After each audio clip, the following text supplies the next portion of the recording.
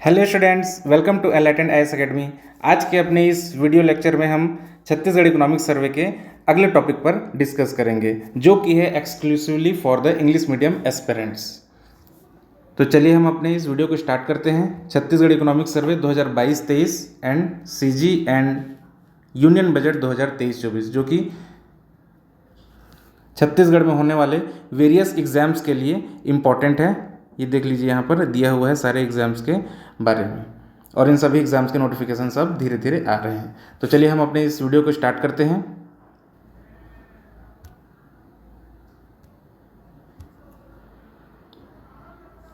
आज का हमारा टॉपिक है, मार्क कर लीजिएगा अपने बुक में से, chapter number 7, institutional finance and appropriation. Institutional finance and appropriation, जो कि है पेज नंबर 32 से 34 तक। तो चलिए स्टार्ट करते हैं। Institutional finance and appropriation, page number 32।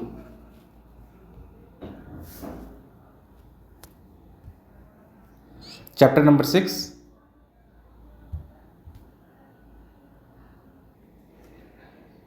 इस चैप्टर का सबसे पहला पॉइंट है contribution of banking sector. Contribution of banking sector is ₹8,71,619 lakh rupees. एक बार फिर से 871619 lakh rupees in GSDP at fixed price. तो जीएसडीपी के फिक्स्ड प्राइस पर बैंकिंग सेक्टर का कंट्रीब्यूशन 2021-22 के लिए कितना है? 871619 लाख रुपीज़। इसे ध्यान रखिएगा। इसमें डायरेक्ट वन लाइनर क्वेश्चन में इसे पूछे जा सकते हैं कि बैंकिंग सेक्टर का जो कंट्रीब्यूशन है जीएसडीपी में वो कितना है। तो उसका अमाउंट है 871619 लाख रुपीज़। इसे याद रखिएगा। किसके लिए? 2021-22 के लिए। और वो भी ध्यान रखना, ये फिक्स्ड प्राइस पर है ना, ध्यान रखना। वहाँ पर अगर करंट प्राइस दिया होगा तो इसे नहीं मारना, ऑप्शन में इसे चूज़ नहीं करना। अगर करंट प्राइस दिया होगा तो क्यों चूज़ नहीं करना? क्योंकि हमारे पास करंट प्राइस का डेटा अवेलेबल नहीं है। जो भी है वो फिक्स्ड प्राइस का है 2021-22 के लिए। क्लियर है? चलिए नेक्स्ट पॉइंट की तरफ आगे बढ़ते हैं। एज ऑन जून 2022, जून 2022 की स्थिति में छत्तीसगढ़ राज्य में टोटल नंबर ऑफ बैंक्स कितने थे? 47। इसे ध्यान रखना है, बहुत इंपॉर्टेंट है ये। 47 टोटल नंबर ऑफ बैंक्स कितने? 47। और total number of bank branches 3223। देखिए कितना आसान सा नंबर है, 3223। Total number of bank branches 3223 और टोटल नंबर ऑफ बैंक 47। इतने अभी ऑपरेशनल हैं जून 2022 की स्थिति में। Then total number of ATMs 3233। ये देखिए, ये नंबर भी कितना अच्छा सा है, बिल्कुल याद हो जाएगा। इसमें रट्टा मारने की कोई ज़रूरत ही नहीं है। टोटल नंबर ऑफ एटीएम जो सिर्फ और सिर्फ 10 ज़्यादा है किससे? Total number of bank branches से। क्लियर है? इसे याद करने की बिल्कुल ज़रूरत नहीं है। टोटल नंबर ऑफ जो एटीएम्स हैं वो total number of bank branches से सिर्फ और सिर्फ 10 ज़्यादा हैं। एंड टोटल डिपॉजिट्स ये है 21,424.87 करोड़ रुपीज़। इतना है।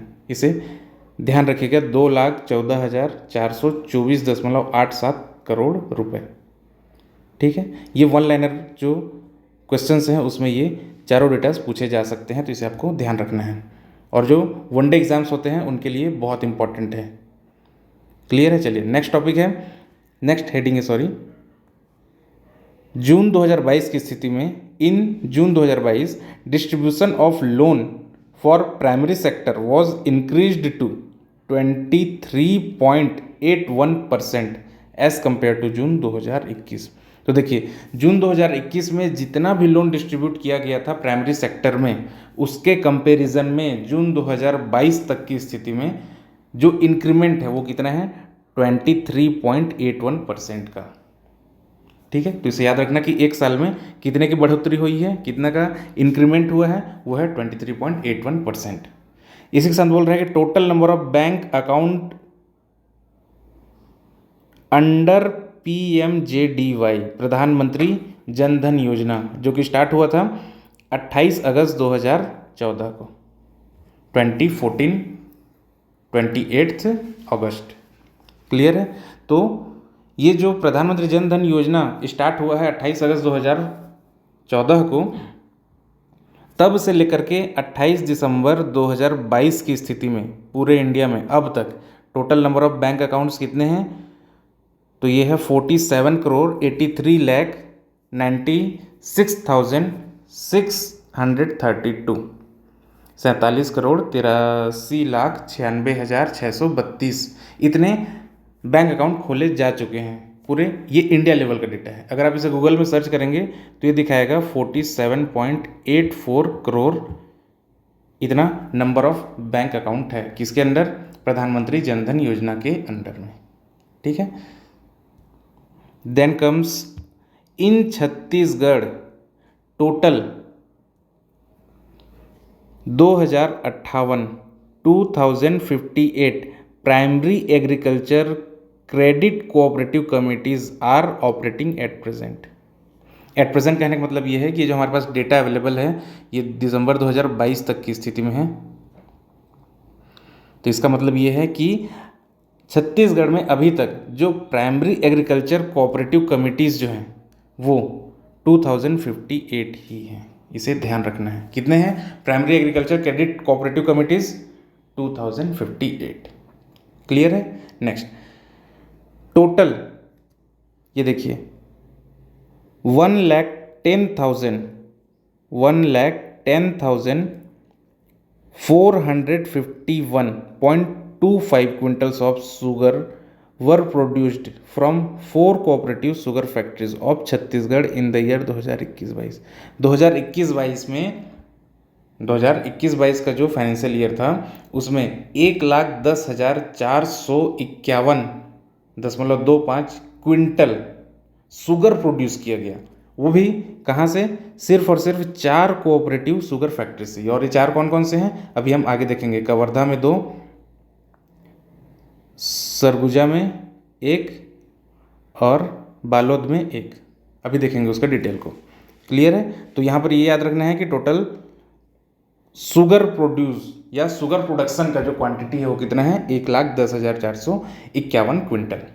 वो भी किसके लिए? 2021-22 के फाइनेंशियल ईयर के लिए। नेक्स्ट है for the year 2021-22 loan of rupees 1641.32 crore. ये देखिए 1,641.32 crore was sanctioned for Chhattisgarh state by NABARD under rural infrastructure development fund RIDF। ये जो रूरल इंफ्रास्ट्रक्चर डेवलपमेंट फंड है उसके लिए नाबार्ड ने छत्तीसगढ़ स्टेट के लिए 1,641 करोड़ रुपीज़ सैंक्शन किया था 2021-22 के लिए। तो ये डेटा आपको याद रखना है कि कितना सैंक्शन किया है नाबार्ड ने? 1,641 करोड़। किसके लिए? छत्तीसगढ़ स्टेट के लिए। और किसके तहत किया है? रूरल इंफ्रास्ट्रक्चर डेवलपमेंट फंड के लिए किया है। रूरल इंफ्रास्ट्रक्चर डेवलपमेंट फंड के तहत किया है। ठीक है। चलिए अब हम आगे बढ़ते हैं। Growth of banking sector and its activities in Chhattisgarh. ये इंपॉर्टेंट टेबल है, इसे ध्यान रखिएगा और एग्ज़ाम से पहले एक बार ज़रूर इसे पढ़ करके जाइएगा। क्या कह रहा है कि 2021-22 में जो बैंकिंग सेक्टर है उसका कंट्रीब्यूशन कितना था? 839512। ये डेटा आपको याद नहीं रखना है, लेकिन याद रखने वाली चीज़ क्या है? 2022-23 में वो कितना हो गया? 881146। इसे आपको ध्यान रखना है कि कितना हो गया? 881146 करोड़ लाख रुपीज़। ठीक है। अब जब हम परसेंटेज कंट्रीब्यूशन की बात करते हैं, ये तो हमारा क्वांटिटी कंट्रीब्यूशन था। अब हम परसेंटेज कंट्रीब्यूशन की बात करें तो 2021-22 में वो 3.32 था, वो अब कम होकर के 3.23 ही रह गया। तो यहाँ पर ये ध्यान रखने वाली बात ये है कि कंट्रीब्यूशन GSDP में जब परसेंटेज कंट्रीब्यूशन की बात करें तो 2021-22 में ज़्यादा था एज़ कम्पेयर टू 2022-23, लेकिन ध्यान रखना, इंक्रीमेंट जो है, परसेंटेज इंक्रीमेंट 5.65 था 2021-22 में, उसके कंपैरिजन में अब 2022-23 के लिए 4.96 हो गया है। ये क्या है हमारा इंक्रीमेंट परसेंटेज, जो इंक्रीमेंट हुआ है वो। और इंक्रीमेंट यहाँ पर आपको दिख रहा है, ये क्वांटिटी इंक्रीमेंट, ये 839512 से 881146 हो गया है, ये वो इंक्रीमेंट का परसेंटेज है। क्लियर है? चलिए अब हम आगे बढ़ते हैं पेज नंबर 33 में, कोऑपरेटिव्स। अगला हमारा हेडिंग है कोऑपरेटिव का, जिसके अंदर पहला पॉइंट है loan distribution to farmers. Chhattisgarh में, इन छत्तीसगढ़ 2058, अभी हमने देखा पिछले स्लाइड में कि total primary agriculture credit cooperative committees जो ऑपरेशनल में है, फंक्शनिंग है, वो हैं कितने? 2058, जिसमें 29.05 लाख फार्मर्स आर इनरोल्ड।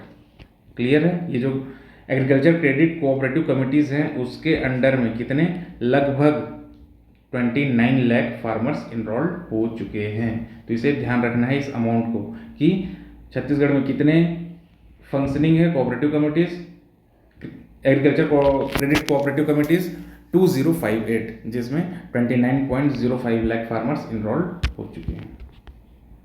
अब देखिए कि इसके अंडर में किस तरह के लोन कितने परसेंट के रेट ऑफ इंटरेस्ट पे दिया जाता है, उनका जो रेट ऑफ इंटरेस्ट है, ब्याज का जो दर है वो क्या है, किस तरह का लोन, और उसका क्राइटेरिया क्या क्या है, उसे हम अभी देखते हैं। देखिए, शॉर्ट टर्म एग्रीकल्चर लोन की अगर बात की जाए, शॉर्ट टर्म एग्रीकल्चर लोन, तो उस पर 0% इंटरेस्ट रेट, ठीक है। लेकिन वहीं पर जब हम बात करते हैं लोन फॉर काउ रियरिंग या फिर कह लीजिए कैटल रियरिंग, इसके लिए दो क्राइटेरिया हैं। अगर आप 2 लाख तक का लोन लेंगे तो 1% का आपको इंटरेस्ट रेट पे करना पड़ेगा। 2 लाख तक का लोन आपको कितना मिलेगा? 1% के ब्याज दर पर। और अगर आप 2 लाख से 3 लाख के बीच में लेते हैं लोन तो आपको 3% का इंटरेस्ट रेट पे करना होगा। क्लियर है? तो ये है कैटल रियरिंग के लिए कितना, up to 2 lakh 1%, and from 2 lakh to 3 lakh ये है 3%। क्लियर है? वहीं पर अगर आपको फिशरीज के लिए लोन लेना है, अपने तालाब में गड्ढा खोद करके जो तालाब बनाया है उसमें अगर आपको मछली का पालन करना है और उसके लिए आपने 3 लाख तक का लोन लिया है, अप टू 3 लाख, तो आपको 0% का रेट पे करना होगा इंटरेस्ट के रूप में। वहीं पर अगर आपने हॉर्टिकल्चर के लिए लोन लिया है कितना, 3 लाख तक का, और वो भी कैसा है, शॉर्ट टर्म लोन है, तो उसके लिए 0% का आपका इंटरेस्ट रेट है। और लास्ट है हमारा लैग रियरिंग। लैग रियरिंग मतलब ये वो है जो लाख का प्रोडक्शन करते हैं, उसके लिए भी अगर आप लोन लेते हैं तो 0% का इंटरेस्ट रेट पे करना होगा। तो ध्यान रखिएगा कि एग्ज़ाम में इसमें से आपको पूछा जा सकता है कि किस टाइप के लोन के लिए कितना % है इंटरेस्ट रेट। हो सकता है कि मैं इसे फॉलोइंग करके बना दिए रहे, तो इसे ध्यान रखना है इस टेबल को। क्लियर है? चलिए हम आगे बढ़ते हैं। Chhattisgarh state cooperative bank. अब ये जो हमारा छत्तीसगढ़ कोऑपरेटिव बैंक जो है, ये अपेक्स बैंक, और उसके जो अलग अलग ब्रांचेस हैं, कहाँ कहाँ ब्रांचेस हैं और वो किस किस एरिया में फंक्शनिंग है, इसे एक बार देख लेते हैं। देखिए, ये जो डेटा दिया हुआ है इसमें आपको इस नंबर को याद करने की आवश्यकता नहीं है। बहुत रेयर है, अगर एग्जामिनर चाहे कि एग्जाम को मुझे बहुत टफ बनाना है तो इस टाइप के डेटा उसको पूछ सकता है, नहीं तो इसकी जरूरत नहीं पड़नी चाहिए। तो पूछा क्या जा सकता है इस टेबल से कि रायपुर का जो कोऑपरेटिव बैंक है, डिस्ट्रिक्ट कोऑपरेटिव बैंक है, उसका वर्किंग एरिया कहाँ कहाँ है, उसका जो फील्ड एरिया है वो कहाँ से कहाँ तक का है। तो इस वाले टेबल को याद रख लीजिए। जैसे कि रायपुर में देखा जाए तो रायपुर डिस्ट्रिक्ट कोऑपरेटिव बैंक है, उसके अंडर में कौन कौन से एरिया कवर होते हैं, धमतरी, महासमुंद, गरियाबंद, बलौदाबाजार, सारंगढ़, बिलाईगढ़, रायपुर। और वहीं पर दुर्ग कोऑपरेटिव बैंक की बात की जाए तो उसके अंडर में आते हैं बालोद, बेमेतरा, दुर्ग। ये 3 एरिया इसको कवर करते हैं। जबकि बिलासपुर कोऑपरेटिव बैंक या फिर बिलासपुर का जो डिस्ट्रिक्ट कोऑपरेटिव बैंक है उसके अंडर में आते हैं बिलासपुर, मुंगेली, गौरेला पेंड्रा मरवाही, कोरबा, शक्ति, जांजगीर चांपा। ध्यान रखना है कि यहाँ पर ये एक पॉइंट यहाँ पर इसे नोटिस कीजिए कि सारंगगढ़ बिलाईगढ़ जो है ये एक डिस्ट्रिक्ट है, नया डिस्ट्रिक्ट, जो कि किसके अंडर में आता है अब, बिलासपुर डिवीज़न के अंदर में आता है। क्लियर है। लेकिन जो रायपुर का डिस्ट्रिक्ट कोऑपरेटिव बैंक है वो इस सारंगगढ़ बिलाईगढ़ डिस्ट्रिक्ट को कवर कर रहा है, ना कि बिलासपुर डिस्ट्रिक्ट का कोऑपरेटिव बैंक। इसे ध्यान रखिएगा। बस यही एक दो पॉइंट होते हैं जहां से आपका क्वेश्चन उठाया जाता है और आपको कंफ्यूज करके फंसाया जाता है। तो इसे ध्यान रखना है कि सारंगगढ़ बिलाईगढ़ का जो एरिया है वो रायपुर डिस्ट्रिक्ट कोऑपरेटिव बैंक के अंडर में आता है, ना कि बिलासपुर में। Then comes Ambikapur district cooperative bank, जिसके अंडर में आएगा अंबिकापुर, सूरजपुर, बलरामपुर, कोरिया, मनेंद्रगढ़, चिरमिरी, भरतपुर। इतना एरिया ये कवर करता है। एट द सेम टाइम जब हम जगदलपुर डिस्ट्रिक्ट कोऑपरेटिव बैंक की बात कर रहे हैं तो ये इसके अंडर में जो एरियाज आएंगे वो है जगदलपुर, कांकेर, दंतेवाड़ा, बीजापुर, नारायणपुर, कोंडागांव, सुकमा। और वहीं पर राजनांदगांव की बात करें तो राजनांदगांव डिस्ट्रिक्ट कोऑपरेटिव बैंक, इसके अंडर में आते हैं राजनांदगांव, कबीरधाम, मोहला मानपुर, गंडई एंड खैरागढ़। ये इतना एरिया पूरा कवर कर रहा है। इसके बाद लास्ट है हमारा रायगढ़ डिस्ट्रिक्ट का जो कोऑपरेटिव बैंक है उसके अंडर में आएगा रायगढ़ और जसपुर। देखिए यहाँ पर आपको कन्फ्यूजन हो सकता है कि सारंगगढ़ बिलाईगढ़ 2 बार लिखा हुआ है, तो ध्यान रखना है कि यहाँ पर सारंगगढ़ बिलाईगढ़ का कुछ area Raipur district cooperative bank में आ रहा होगा और कुछ area Raigarh district cooperative bank में आ रहा होगा, इसलिए यहाँ पर 2 जगह इसका मेंशनिंग है। तो इसमें कन्फ्यूज नहीं होना है। क्लियर है। हाँ, अगर एग्जामिनर एग्जाम को टफ नहीं बनाया है तो आपको क्वेश्चन कहाँ से पूछेगा, इस टेबल में, यहाँ से। ये है कि total number of cooperative banks या उनके ब्रांचेस कितने हैं और उनके total number of primary agriculture credit cooperative committees कितने हैं, उसके बारे में आपको पूछा जाएगा। तो आपको याद रखना है कि टोटल ब्रांचेस कितने हैं, वो हैं 326। इसे ध्यान रखिएगा, 326। और total number of primary agriculture credit cooperative committees वो हैं 2056। क्लियर है। इसे ध्यान रखना है, 2056। यहाँ पर ये प्रिंटिंग मिस्टेक है, इसे 0 कर लीजिएगा। ये 2558 नहीं है, 2058 है, सॉरी 2058। अभी हमने पिछले स्लाइड में देखा। चलिए इसे करेक्ट कर लीजिएगा कि ये 2058 है, ना कि 2558। 2058 यहाँ पर देख लीजिए, यहाँ पर आपको दिख रहा है 2058। ये रहा। कितने हैं, 2058 primary agriculture credit cooperative committees. चलिए अब हम आगे बढ़ते हैं अपने नेक्स्ट स्लाइड की तरफ, जो कि है ये इस सेशन का लास्ट स्लाइड होगा। कोऑपरेटिव शुगर फैक्ट्रीज इन छत्तीसगढ़। अभी मैं बता रहा था कि छत्तीसगढ़ में 4 कोऑपरेटिव शुगर फैक्ट्रीज हैं। उनके नाम क्या क्या हैं। एक तो सबसे पहला है रामहेपुर कवर्धा में, जिसका नाम है भोरमदेव कोऑपरेटिव शुगर फैक्ट्री, जिसे भोरमदेव शक्कर कारखाना के नाम से जाना जाता है, जो कहाँ है, कवर्धा के रामहेपुर में। इसका प्रोडक्शन स्टार्ट हुआ है 2002-03 से, तो एक तरह से कह सकते हैं छत्तीसगढ़ का सबसे पुराना है ये, जिसका क्रशिंग कैपेसिटी है 3500। क्लियर है। Then comes Mahamaya cooperative sugar factories, जो कि है कहाँ, अंबिकापुर में। विलेज का नाम है केरता, जो कि आता है सरगुजा डिस्ट्रिक्ट में। इसका प्रोडक्शन स्टार्ट हुआ है 2009-10 में। एट द सेम टाइम जो बालोद के करकाभाट में है दंतेश्वरी मैया कोऑपरेटिव शुगर फैक्ट्री, उसका भी प्रोडक्शन स्टार्ट हुआ 2009-10 में, लेकिन दोनों कैपेसिटी में बहुत का अंतर है, जस्ट डबल कह लीजिए कि हमारा जो महामाया कोऑपरेटिव शुगर फैक्ट्री है वो दंतेश्वरी कोऑपरेटिव शुगर फैक्ट्री के कंपैरिजन में just double crushing capacity hold करता है। कितना, 2500 है महामाया कोऑपरेटिव शुगर फैक्ट्री का, और उसका जस्ट हाफ 1250 किसका है, दंतेश्वरी कोऑपरेटिव शुगर फैक्ट्री का। और फिर अभी सबसे जो नया है सरदार वल्लभ भाई पटेल, जो कि कहाँ है, पंडरिया कवर्धा में, सरदार वल्लभ भाई पटेल कोऑपरेटिव शुगर फैक्ट्री, जो स्टार्ट हुआ है 2016-17 में, जिसका क्रशिंग कैपेसिटी है 2500। क्लियर है। चलिए अब हम आगे बढ़ते हैं। इथेनॉल प्लांट छत्तीसगढ़ में कहाँ है और कितने हैं? तो ये देखिए, भोरमदेव कोऑपरेटिव शुगर फैक्ट्री से जो अवशेष बच रहे हैं उससे हम क्या निकालते हैं? इथेनॉल, जिसका कैपेसिटी है 80 KLPD, ये है किलो लीटर पर डे। ध्यान रखना है कि ये जो इस्टेब्लिशमेंट किया गया है इथेनॉल प्लांट का, वो PPP मॉडल पे किया गया है। PPP मतलब पब्लिक प्राइवेट पार्टनरशिप मॉडल पे किया गया है, जिसके लिए memorandum of understanding MOU sign किया गया किसके साथ? NKJ biofuels private limited. ये एक NKJ बायोफ्यूल्स प्राइवेट लिमिटेड एक कंपनी है जिसके साथ गवर्नमेंट ने public private partnership memorandum of understanding sign किया। क्लियर है? देन सेकेंड है हमारा महामाया कोऑपरेटिव शुगर फैक्ट्री जो अंबिकापुर का है। वहाँ से है 20 किलो लीटर पर डे के कैपेसिटी के हिसाब से यहाँ पर इथेनॉल का प्रोडक्शन होता है। अगेन गवर्नमेंट ने मेमोरेंडम ऑफ अंडरस्टैंडिंग साइन किया किसके साथ? VSI पुणे के साथ। क्लियर है? ये ध्यान रखिएगा कि किस फैक्ट्री के लिए किससे MOU साइन किया गया है, ये आपको याद होना चाहिए कि NKJ बायोफ्यूल्स है किसके लिए? भोरमदेव के लिए, और VSI पुणे के साथ MOU साइन किया गया है किसके लिए? अंबिकापुर केरता के लिए, महामाया शुगर फैक्ट्री। क्लियर है?